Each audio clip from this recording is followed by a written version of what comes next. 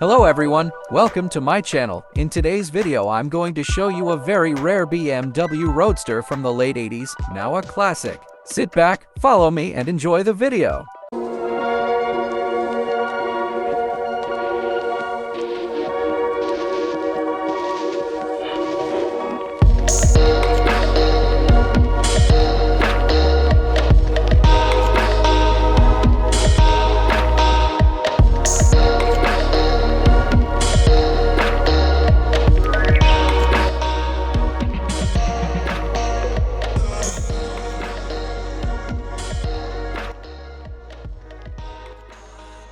This model comes from the heyday of Minichamps. At this time, the manufacturer found its models beautiful. These black box Minichamps are a huge favorite of mine with lots of pictures with period illustrations and data. I've left the price of when I bought them directly on the box as it's a very interesting little throwback to how much more expensive this model has become these days. But what we are more interested in now is the contents of the box. Let's open it up and see this beauty. I love red cars and this color looks particularly good on the Z1. Let's start with my favorite detail, the engine bay.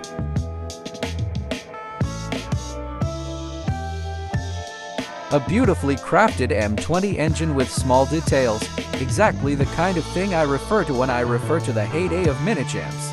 I think it's a wonderful model, but let's go further and take a closer look at the model. One of my other favorite details is the headlights from the front.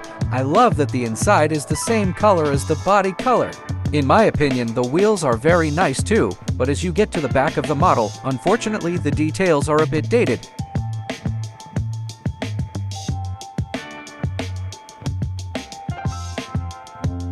Moving on to the interior, we can see that although this was the golden age of Minichamps, it will never be auto art. It's a bit below, but if I had to position it, I'd put it towards Norav's opinable models.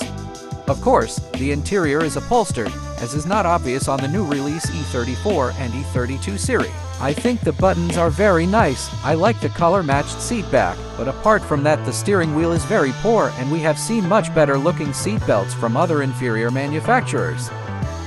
Of course, the boot is also upholstered and a big point for the toolkit.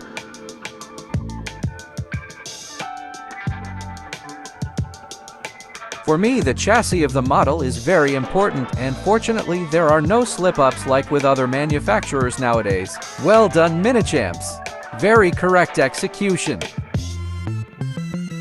Summing up this model, I have mixed feelings. On the one hand, it is the only Z1 on the market that can be opened. The details are basically very good, but there are some points of the model that are a bit outdated by today's standards. That said, I can only recommend this model to everyone, which is a plus point that it was available in beautiful, exciting colors. Models sold on eBay currently range in price from $100 to $220 depending on condition. At the beginning of 1985, BMW created a new division, BMW Technik GmbH, where the main task was to develop new technologies and concepts. Later that year, the further development of the Z1 project was approved. In 1987, series production was started and the arrival of the car was announced and presented at the Frankfurt Motor Show in September. Production started in October 1988. The letter Z in the model's name is a reference to the German word Zukunft, which means future. The model has a number of innovations. The exterior body panels are made of plastic and all body panels have been removed, but the car is still drivable. BMW suggested the purchase of additional body panels that could be bought as a set so that buyers could change the color of the car. Also unique was the door mechanism powered by electric motors so that the doors could be lowered into the door sill and the car could be driven with the doors down. The Z1 was available with a single powertrain, the 2.5-liter M20B25 from the E30 BMW, which produced 170 horsepower and a 0 to 100 km/h acceleration of 7.9 seconds. The Z1 was in production for just over 2 years, with 8,000 produced between March 1989 and June 1991. Building on the success of the Z1, they did not wait long to develop the successor model, as the Z3 was already in development in 1991. The design was completed in 1992, and the final shape was ready by the end of 1994. The Z3 was the first BMW not to be built in Germany, and production was transferred to the United States. In June 1995, the car was unveiled and production started in September 1995. The Z3 was codenamed E36-7 or E36-8, as it is closely related to the parallel-running E36-3 series. It was the first Z model to offer the 4-cylinder engine and the first Z model to be handled by GmbH, thus developing the Z3M models, and the first Z3 to be available in coupe version. Production of the Z3 ended in June 2002. With just under 280,000 Roadsters and nearly 18,000 coupe units produced, the Z3 was a success. Given the success of the Z3, a successor was guaranteed. Already in 1998, work began on the development of the Z4. This generation was codenamed E85 and is now closely related to the E46-3 BMW. The final car was unveiled at the 2002 Paris Motor Show, and production started later that year, also in the United States. The concept coupe version had to wait 3 years before it was unveiled at the 2006 New York Auto Show and went into production that year. The Roadster was a real mixture of the early models with engines from the E46 series, which also featured the not-so-well-known 4-cylinder N engine, and with the arrival of the E90 series, the 6-cylinder engines were also N-coded.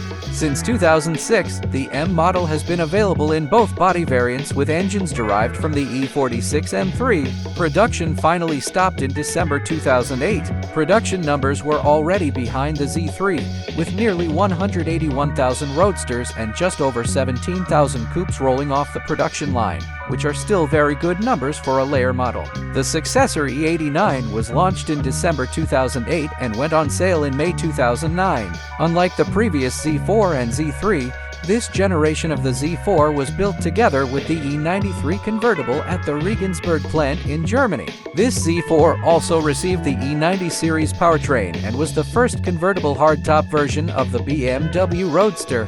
This series no longer had the M model developed by GmbH, so it did not get the V8 engine of the E90 series, and the most powerful version was the 340 horsepower M Performance 3-liter turbo petrol engine developed by M Performance from the 1M Coupe. This generation already underperformed the previous one, with sales of just under 118,500 units sold by the end of production in 2016. Finally, we come to the current generation, the G29 Z4. The G29 was unveiled in 2018 and production started in 2019. BMW developed the common platform with Toyota. The classic Roadster shape was given to the Z4 and the coupe to the Toyota Supra. Essentially, the new Supra is a coupe Z4, apart from the exterior and interior styling. Its powertrains are identical, as are the infotainment and all the electronics. They are also built in the same place, but unlike this model in Germany, they are made at Magna Steyr in Graz, where the diesel engines are also made. As both models are quite a layer car, they are also reflected in sales. For the Japanese faithful, the Supra is really just a BMW, and for BMW fans, the Z4 is a pretty peripheral model, as more powerful models such as the M2 and M3 are available at a not-so-higher price. We have now reached the end of the video. Thank you for your kind attention. I will be back with a new video next week. I'm curious to know your opinion. Please write in the comments section which is your favorite Z series and which of these models you still have in your collection. If you like my video, please like it. If you haven't already, please subscribe. And if you don't want to miss out on similar content, please hit the bell icon. Thank you for watching. See you in the next video.